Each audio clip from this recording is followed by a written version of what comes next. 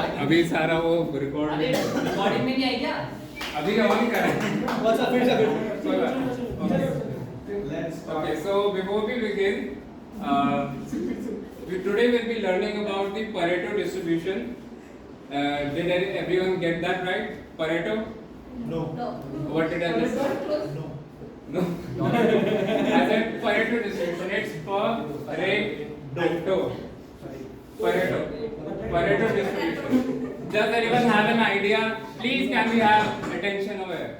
So, does anyone have an idea what Pareto distribution could be? Okay, no one knows. We'll be learning today. So, Pareto distribution is just a general rule of thumb which says that in a given domain, or let's just say in a given organization, only about 20% of the people 20% of the people do almost about 80% of the entire work within that organization. So, for example, if there are 10 people in an organization, only about 2% do 80% of the entire task. This is Pareto distribution. It is also known as the 80-20 rule. However, the actual rule is far worse than this. The actual rule says that the square root of number of employees within that organization do almost about half of the entire work. That might not look impressive or might not look worse, but let's just take an example. Let's just say there are 16 employees within an organization. So under root of that would be the number of employees that do half of the work. Then 16 square root of 16 is 4. Yes. Okay. So 25% of the people doing 50% of the work. Quite reasonable, right? For 64 number of people, number of employees, it would be 8 people. Similarly, for 100 it would be 10. For 1000 it would be 30. And for 10,000 people, 100. In an organization consisting of 10,000 people, only 100 are doing 50% of the entire work. You can see that the right side of the equation is increasing very slowly. On the other hand, the left side is increasing quite exponentially. So why does this happen? According to you, what could be the reason for this? For this type of distribution, that very less people are doing majority of the work. Any guesses from the audience? Budget? Maybe. Are they superhumans? Are these 20% of the people superhumans? According to this, I think they think about their companies. Yeah, Abhishek said it right. According to their skills, they have more skills as compared to others. The reason behind it is quite simple. In an organization, when you have hardworking and efficient people, they get the cost of getting work done is quite low. So more amount of work is given to them. Slowly and maturely, this pile of work keeps on increasing because it is less cost effective to get it done through these people. Slowly and maturely, these people get burdened with a lot of work and they end up doing 50% of the entire work. On the other hand, we have the lazy people. They just sit around, they are not as efficient. It is more costlier to get things done through these type of people. Because of this, a lot less work is actually given to them and they end up doing less amount of work. So, what is this phenomena? That those who have a lot of work already, they are given more work, and those who have less work, they are even deprived of more work.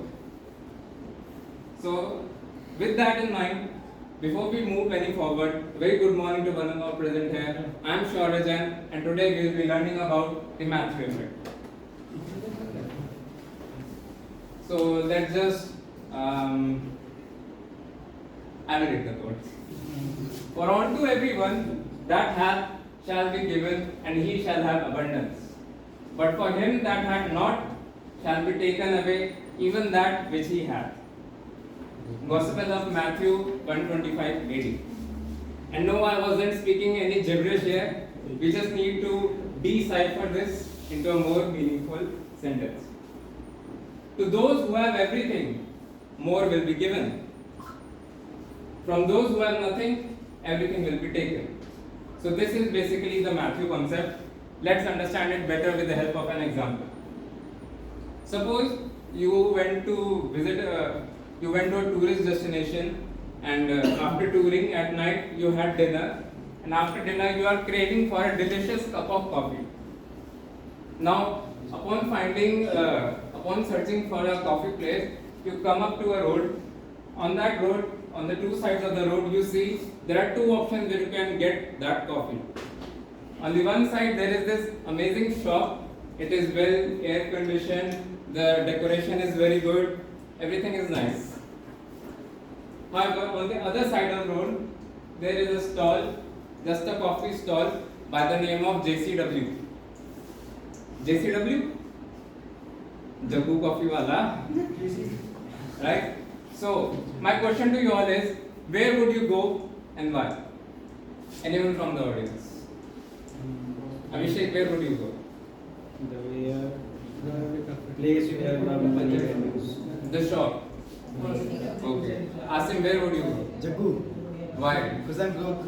Because you're broke. Okay. Yeah. Let's say you don't have a budget limit. So that we can shop. Okay. Okay, we have some few answers. Okay, now let's just change the scenario a bit. We are at the same shops, but this time when you look carefully, you see only 2 or 3 people actually in that shop, right? On the other hand, when you see Jaggu Coffee Wala, a huge crowd of people is waiting for his coffee. And let's just not forget about that one person who always cuts in line to get to the coffee. There he is. Okay. So now I will ask you the same question again. Where would you go and why?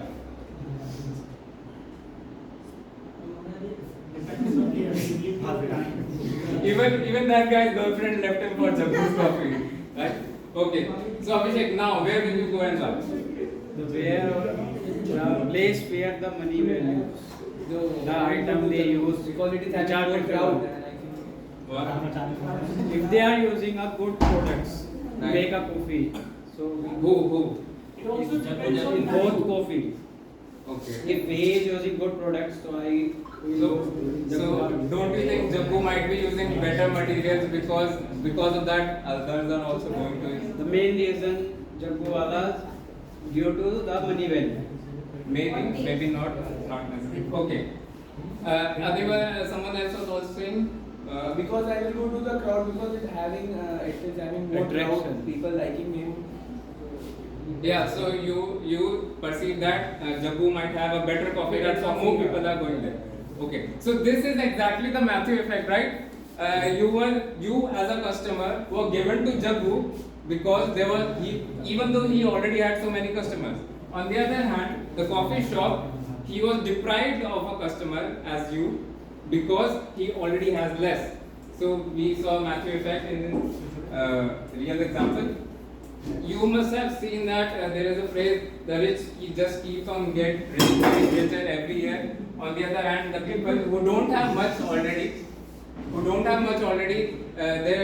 their money just keeps on decreasing and decreasing. So you might say that it is due to the capitalism, right? Is it? Well, yes, but actually no, it is not. Let's just explain this thing. Yes, it is due to capitalism because capitalism is one of the economic structures where this outcome could be produced. On the other hand, no, if capitalism was the sole indicator of this effect, then everyone should have been rich. Everyone within that capitalistic structure should be rich, but that's not the case. So there are other factors that come into play here. One of them is when you do hard work and smart work, that also consistently and adequately, you will get certain rewards. Not only in the form of monetary rewards, but also fame, recognition, easy access to resources, better opportunities, more talented people would want to work with you, and so on. On the other hand, when you don't do what's necessary, what happens is people will deem you incompetent.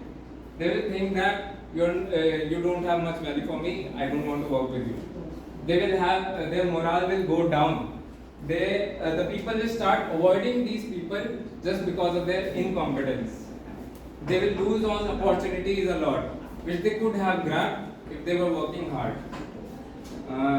It will constantly become more and more difficult for them to get access to resources, and also it will become harder for them to get favors from others, and the list just goes on and on and on and on and on and on and on. Right? Once more.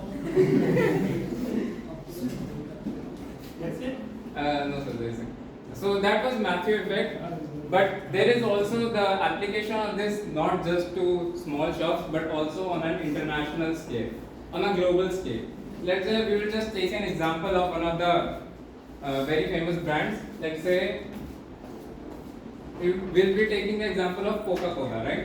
A very famous brand. It started in Atlanta, USA in the late 1800s. So what happened was slowly and maturely they started growing over the country. And after a point, they started to move their business outside the country. So what happened was, they not only got a better market, new markets, more markets, but also they acquired their resources, their technologies, and also the talented people who would like to work with Coca-Cola. And finally, they had a world presence. We will now look at a montage of the companies which Coca-Cola acquired. That is basically how Coca-Cola had everything, but still more was given to it. So in the 1960s, Coca-Cola acquired Minute Maid, a fresh juice making company. Then Columbia Pictures for the entertainment industry. Thumbs Up, the Indian cola brand, was also acquired by Coca-Cola. Honestly, another beverage making company. Zico is a pure coconut water making company. And then Coast Coffee, Moxie, and TORC. They were all acquired by Coca-Cola. So these companies had everything taken from them by Coca-Cola, right? So this was the part which we were talking about. Those who have nothing, everything will be taken. Okay, there is another company which is very famous for acquisitions, and that is Google.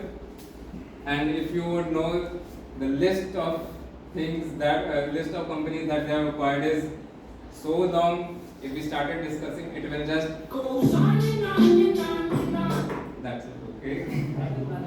Right. And at this point of the presentation, one thing will come to your mind, Shaurya, that if the people who have everything will just keep on getting more, and those who have nothing, everything will be taken, then why should I, as a small individual, should keep on working if everything will be taken from me at the end of the day? Well, that will be summarized in a very beautiful quote. I hope we all could understand from this. Success will eventually find you. Success will eventually find you, but it must find you working. Thank you.